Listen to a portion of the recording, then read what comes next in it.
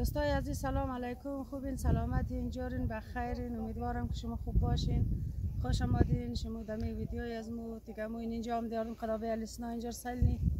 هم دیگه سالاف مالاف دیگه با کرکیکنی دیگه نی نارام کی گل کده دیگه ولده گندنه هم دی اگه قص گندنه دیگه مد بگا بود کرکی آیک نی بخری ویدیو بگیری یک دو تا پیدارم قدابه السنا بگی کی بهشت پیدا یاردیم هم دیات منیه بهشت کچر خم بید میگردیم دیگه. خوش آمدین در برنامه از ما. سلام دوستان خوب، امیدوارم جور و صحتمند و سلامت باشین. انشالله که شاد و سرفراز باشین. موی مادر مصطفی هم ده در جای طبیعت، جای انارام تازه گل کده، گندمام دیگه کم منک درویش نه وقتی تود خورده جای همگیتون خالی رفت یک تودم خورده هم ده گندمگینا بشین دیگه دیده گندما درویش ده گندمک نمانده واردم خدمت مادر مصطفی ما یک دو دانه باید بگی ولدشم بایدایم. آخ ما قربانشم یاری همیشه غمای تو از دلم بیرون نمیشه غمای تو از دلم بیرون نمیشه غمای تو در دلم گشته شد تربار به هر جای میبرم سودا نمیشه به هر جای میبرم سودا نمیشه. خبر آمد که یار در شار آماده کاوگی مست خیالی بار آماده کاوگی مست خیالی بار آماده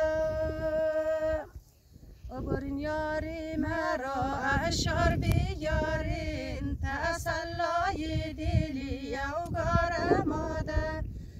تسلای دلی اوگار آماده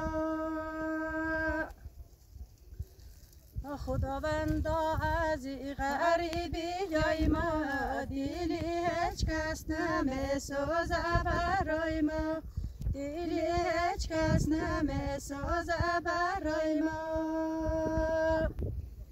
دلی که ما دارم کافر نداره هیچ کس از دلی ما خبر نداره هیچ کس از دلی ما خبر نداره وانشنم ای یاری آلا تنهای خوششته سایه نیالا تنهای خوششته سایه نیالا و تنهای خوششته این به دستت شراره میده چشمانی مستت شراره میده چشمانی مستت برو آور شده باران مباره بله کاکولی بیرار جان مباره بله کاکولی بیرار جان مباره بله کاکولی بیرار جان چی باشد دنه دنه بله ایران مباره دنه دنه بله ایران مباره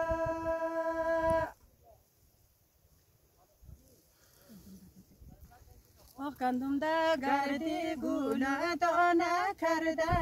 زنبور ده بندی دل خانه کرده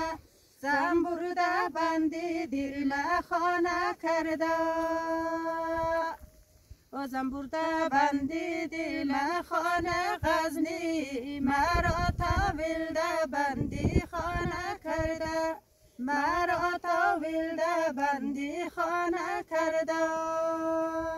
پیشی خانه درختی آزیریه برو بر شدی دانی آخریه برو بر شدی دانی آخریه پیشی خانه درختی آزیریه برو بر شدی دانی آخریه برو بر شدی دانی آخریه پیشی خانه مادر جان کجو پیچه هر چیز آمد کنم های گشیجه هر چیز آمد کنم های گشیجه هر چیز آمد کنم یکنی آله درانی بیرار جان در مخیاله کشتانی بیرار جان در مخیالم با آمد رخ تازه کردی قدر را با قدم اندازه کردی قدر را با قدم اندازه کردی